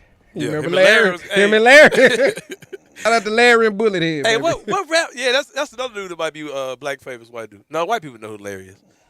Yeah, they know who Larry. You remember some song says something like "I'm Larry," like I go through women like Larry. So it was something like that. No, some Cameron song. Anyway, bro. TV didn't get much better. Oh man, shout out to Larry and Bullethead, baby. No, what was the club? The Regal Beagle. That was what somebody. The Regal Beagle. Somebody made a reference to that club they used to go to. I think I asked you guys here, would you rather hang out at the Bigger Jigger or the Regal Beagle? What's the Bigger Jigger? That was Mama's family. Oh no. Yeah, that's clearly. Yeah, that was Mama's family. Clearly, it'd be the Vent. No. Naomi. It was it'd be some thotties in the Regal Beagle. That was a thotties. Oh yeah, the Regal Beagle. Oh yeah, for sure. I don't want them country girls from Mama's family. I don't want them. Oh yeah. Viola. All right, we'll continue when we come back. Lots more to get to here on the program. Real Sports Talk, Sports 56.95. Start your day with Sports 56 Mornings with Greg Gaston and Eli Savoy. Weekday mornings from 7 to 10, right here on Sports 56 and 98.5 FM. I'm Gary York. I'm the service director at Lexus of Memphis. Our service department wants to be more than just a place where you get your oil changed. We do glass repair, windshield replacement, recalibration of your camera and sonar systems, even wheel repair, tire replacement, all the things you would expect from a luxury automotive dealer. Please check out our website. You can schedule your appointment, check out our specials, hours of operation, or if you'd like to do it in person, please reach out to one of our associates at 901-271-5199. I know the sweetest thing in Memphis, and I know it's been around for 120 years. You know, I'm talking about Dinstall's, and it's time to stock up heavy on Cashew Crunch, Heavenly Crunch, Turtlettes, all of your favorite Dinstall's treats to watch the playoff games and to watch all the basketball. It's so easy to get. The sweetest thing in Memphis, all you have to do is head to Laurelwood or head to Germantown and Poplar right across from the hospital, or go where they make the candies. That's on Pleasant View. There's nothing that says Memphis better than Cashew Crunch with that little tinge of coconut, or the Turtlettes. Let's face it, there's nothing better than Dinstall's chocolate. That's the mainstay of all candies, isn't it? Milk, chocolate, although their dark chocolate is pretty darn good. And if you get the peppermint with the dark chocolate and put it in the freezer, you're going to love it. So many ways to love Dinstall's. 115 years of making Memphis oh so sweet. It's time for another season of golf at Miramichi. You know the spot, 15 minutes north of downtown in Woodstock. I call it heaven. It's 330 acres of natural beauty, 7,400 yards of championship-level golf, but there are several different tee boxes which make it fun or competitive for every level of golf. And the practice facilities are as good as any country club, and every round of golf comes with a cart and complimentary range balls. You can really improve your game, and you'll love the prices too. Seniors can play Tuesday, Wednesday, and Thursday for as low as $33. Again, the golf cart and the range balls are thrown in. The standard weekday rates are as low as $44. Friday, it's $50, and on Sunday, it's $55. You'll love the view from the terrace. You look out and see the best view in all of Shelby County. The whole experience, it's just fantastic. Go check it out yourself at Miramichi. Chronic pain gets in life's way. But now you can fight back with chronic strength using the Vim app from the Arthritis Foundation. You'll find tips and tools to help you manage your chronic pain, set achievable goals, and be a part of a community that offers support. With the Arthritis Foundation's free Vim app, you'll take back what chronic pain has taken away. Download Vim at arthritis.org/Vim. That's arthritis.org/VIM. Mom's early Alzheimer's diagnosis was hard to take. And when I left the oven on, we decided together that it was time to see a doctor and make a plan. Early detection gave us more time to seek out information and support as a family. If you or your family are noticing changes, it could be Alzheimer's. Talk about seeing a doctor together. For more information, visit alz.org/time to talk. A message from the Alzheimer's Association and the Ad Council. Now, back to Grind Time on Sports 56 and 98.5 FM. Here once again, are Peter Edmiston and Anthony Singh. I live on Dom Perignon, caviar, filet mignon, and you can best believe that's bomb. Here's what I'm talking about.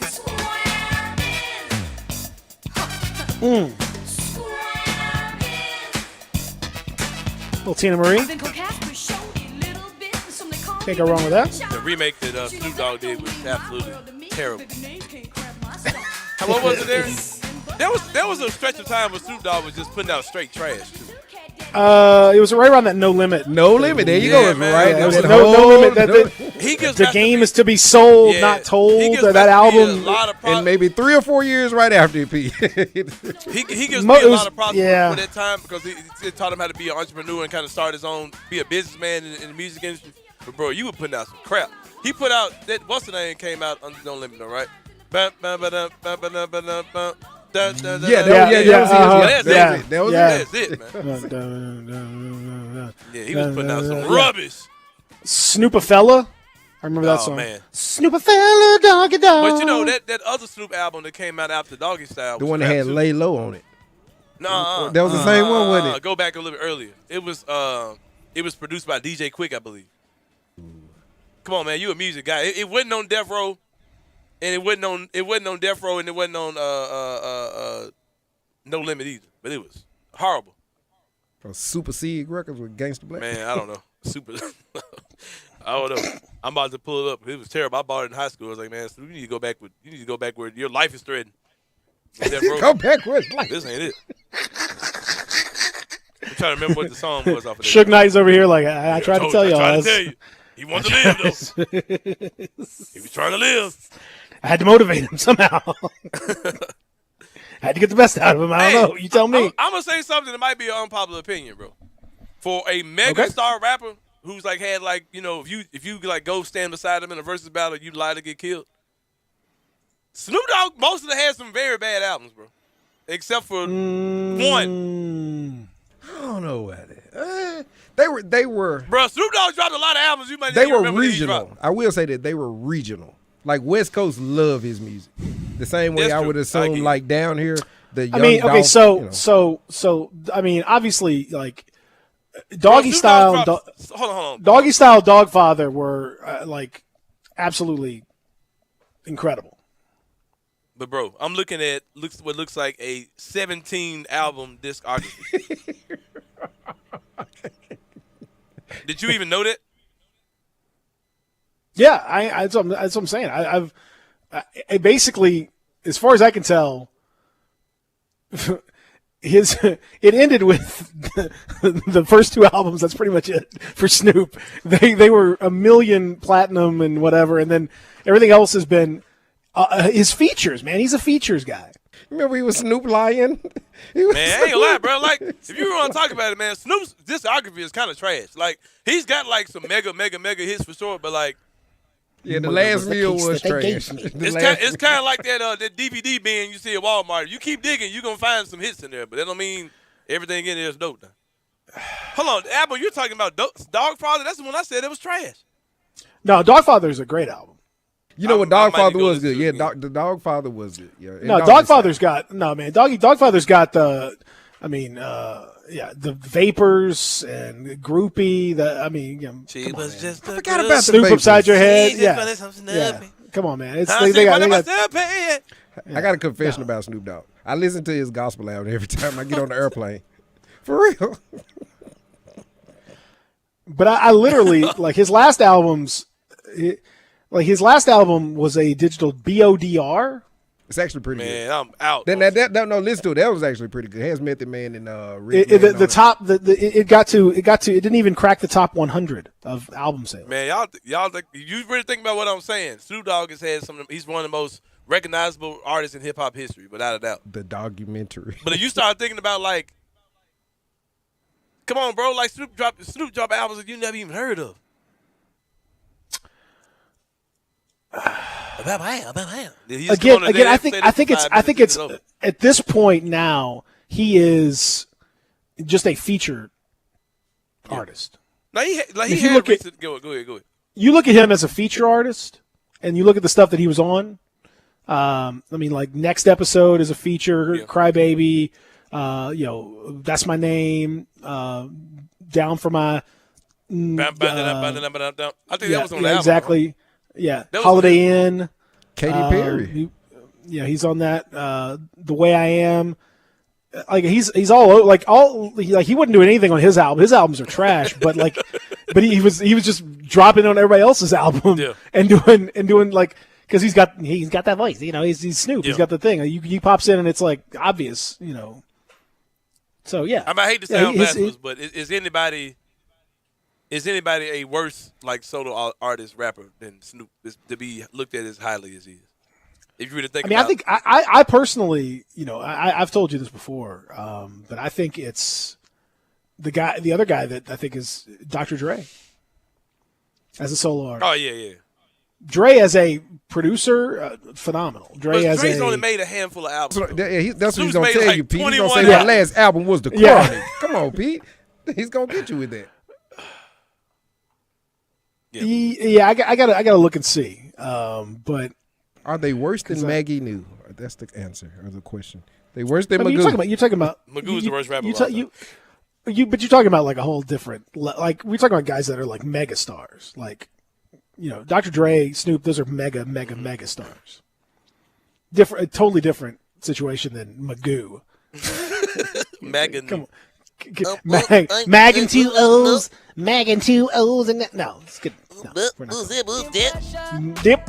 This Snoop Dogg's new album right here. Yeah, he did drop it. He had an album drop not too long ago. So, don't sound horrible. That wasn't Snoop. No, that's the hook on it. I can't play. You can't. I was like, that wasn't him. No, you can't play the deal. Pete, you got cursing. Yeah.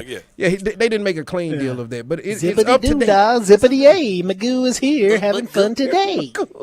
Gibbity goo goo, a bobbity boo. Your boy dropped the album today. Zip zop, dibbly doo. Your boy Post Malone dropped the album today. You knew that? I didn't know that. I didn't know Post Malone was my boy. I mean, I'm learning new stuff all the time. What is Post Malone? He appears he looks like he smells bad. Yeah. I've said that before. Because him and the kid Leroy make the same type of music, but I just can't say what. I don't know what it is. It's pop, but it's just like K-pop. I call it funk. I call it like body funk. Like he smells funky. Like he looks like if you got in your car would stink for about a month. Like you would just get in the fabric of the car. And like if he scratches his hair, you like, okay, stop scratching it. It's gonna get worse. Yeah, stuff's like flying down. Okay, stop scratching. Like skin. Yeah. Like he looks. Tuna. Yeah. He looks like that sandwich smell. I'll say that for sure. I just don't know what you were talking about. You know what that was, Pete? No, don't do it. Make all the Luciano. No, but seriously, anybody listening, I share like Sonny Bono. That's such a lame line. That's Maggie New, baby. I know, Mag and two O's, a dip, dop, a flipple. Dibble, goo, gog, a doop, dot, dee, and a dibbly flip, a dibba, ding, dong, dee. And come on, man, what are we doing out here?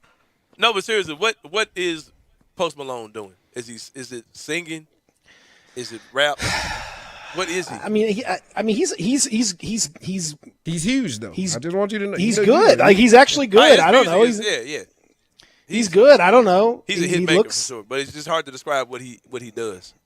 Yeah, I don't know exactly what he does per se, but I know he's good. It's not R&B. It's not rap specifically per se. It just sounds good.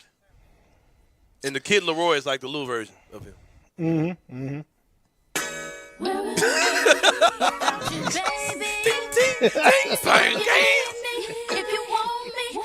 Brought to you by your kid. Yeah, brought to you by Gabe. Brought to you by Gabe leaning on the Casio keyboard. Sorry, guys. Yeah, were you guys recording this? Oh, sorry. Dropping Legos as he on the piano as he walks past. Clink, plonk, ding, ding, I can't unforget it every time.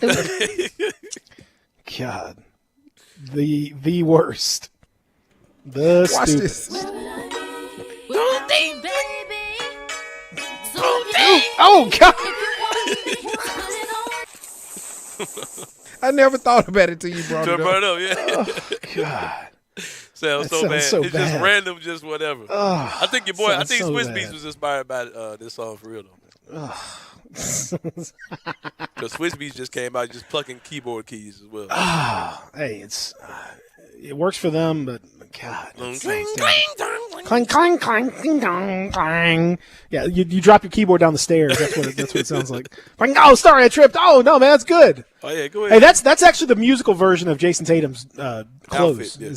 That just big ding dong ding dong. It's me. Oh, it's a great fit. Oh, I love that song. No one's ever said that. Like David said that Post Malone is. David says Post Malone is emo rap. yeah, okay. He's huge, and the kids love him, dude. Yeah. Like, he is huge. The kids do love him. I think I'll say that because he's basically doing the same thing to like the Travis Scotts. And, he's auto-tuned all day long. He's auto-tuned all day long. I'll take it. He's auto-tuned all day long. So he's a rapper and blends the auto-tune, and of course Singing, his culture. melodious, Yeah. So he drags his culture in and brings a little bit of rap and kind of blends it all together. Yeah, I don't know. Next question, very important, most important question we're going to have today. Worst outfit, Jason Tatum's walk-in outfit last night or Kendrick Perkins? Kendrick Perkins today looking like a 1930s cartoon villain. Right. Yeah, man. Kendrick Perkins looking like a prisoner, like he what looking like an extra from Life. We took cornbread. This is what I mean, like. Come on, not all fits are like. That's what he does look like the Hamburglar. That's what I was thinking of. For sure, he looks like the Hamburglar. I mean, look, man, not all fits are like, come on. Hey, let me go back to Snoop Dogg. Like we got to call them fits now. Okay, Yeah, I fits. mean, I don't know. It just I used to call them clothes. Like it's like I used to call it a sweatsuit, but now it's a tech suit. You got to call it a tech suit. Now this is a sweatsuit, man. I don't know. Tech pants. Like, what are we talking about here? Come on, man. Texas says somebody. We have to have somebody to come up to these people and say stop putting this mess on. and say stop it. Like right when he's about to walk onto the set, it's like, Kendrick, I love you. I'm telling you this because I love you. You're about to be stopped. You look like a complete idiot. Please put on some different clothes. Jason Tatum, no, you we're got not more gonna money put a camera than on sense. No, we can't show this. We're not going to teach the kids to dress like this. No. Right. And you know another company that has to be stopped too, because you made me think about this with Jason Tatum's outfit and with Kendrick Perkins. Some companies probably paying them to put their crap on, for one thing. For sure. But I'm going to tell you a company that needs to be stopped, man. Balenciaga.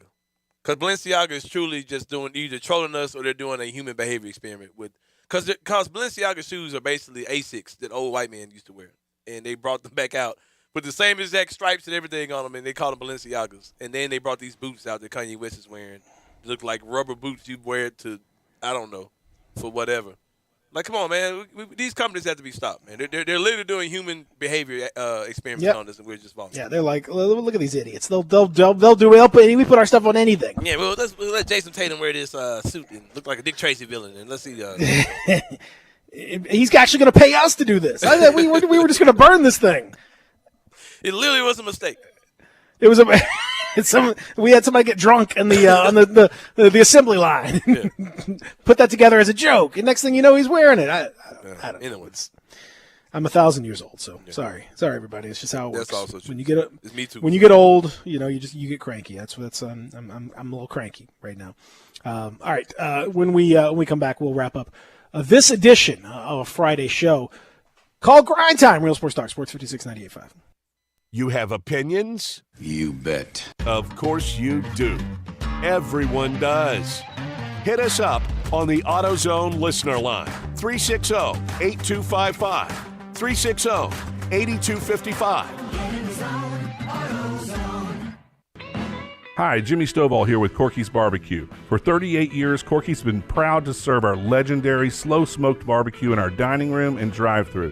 Whether you're stopping by to pick up a barbecue sandwich or some of our award-winning catfish, you can add a third of a rack of our world-famous ribs for only $6.99. You heard that right. Add a third of a rack of ribs to any order for only $6.99. Encore flavor.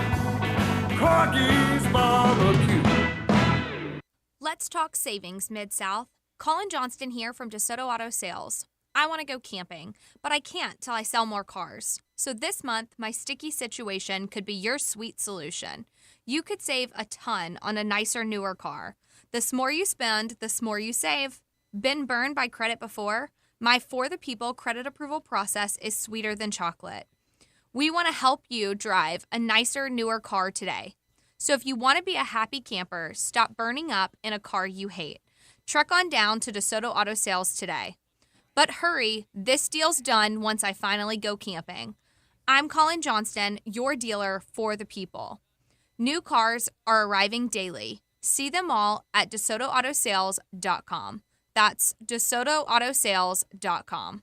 Credit requires bank approval. Negative equity may be refinanced. Vehicle purchase price determines actual discount. Offer absolutely expires on June 30th, 2022. Moving is stressful, but Black Tie Moving can take the worry out of the process. Whether you're moving across town or across country, moving your home or your office, your personal moving concierge from Black Tie Moving will work with you to design a plan that perfectly fits your budget and needs. And they're available 24/7 to answer any questions you have. Give Black Tie Moving a call at 901-316-6196 or go to blacktiemoving.com/Memphis to get your personal, no obligation quote from the moving experts at Black Tie Moving. It's been said that the world always looks brighter from behind a smile. So why not let my friend, Dr. Meli Sadeghi, and his friendly staff at the Smile Center Memphis help brighten up your world. The Smile Center is a local family dentistry located in Germantown, specializing in cosmetic crown veneers, teeth whitening, and Invisalign clear braces, all with free consultation and second opinions. New patients are welcome, and if you don't have dental insurance, don't frown. They have an in-office plan to fit your specific needs. Same-day emergency service available as well. Give Medi a call, 309-1333, or visit their website at smilecentermemphis.com. Now, back to Grind Time on Sports 56 and 98.5 FM. Here once again, are Peter Edmiston and Anthony Sane. Look, fellas, I asked you nicely. Well, now I'm getting very irritated. For the last time, would you please stay off my freaking grass? Please!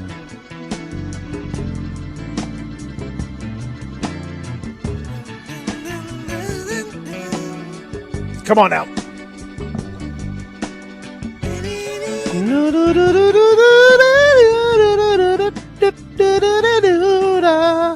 Zip, zop, slap-a-doo. Come on now.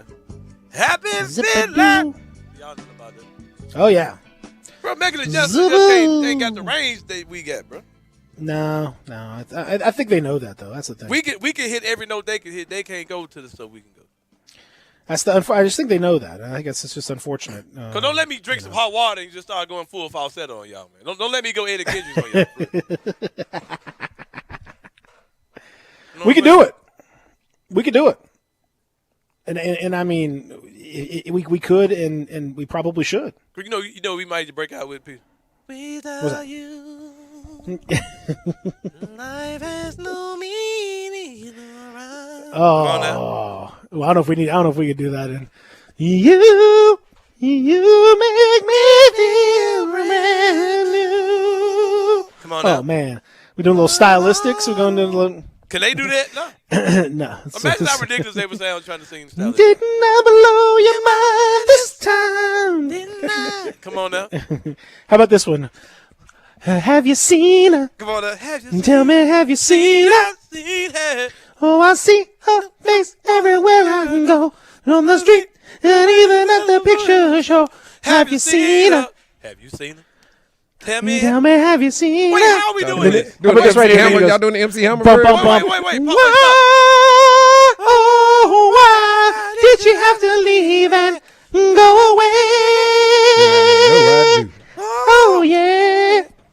Wait, how are we doing this, Peter? Oh, Hold on. Everybody stop. I'm in use. Everybody stop. How are we doing this? How we having someone to live. No. How we sing together, Peter? Because I'm cold.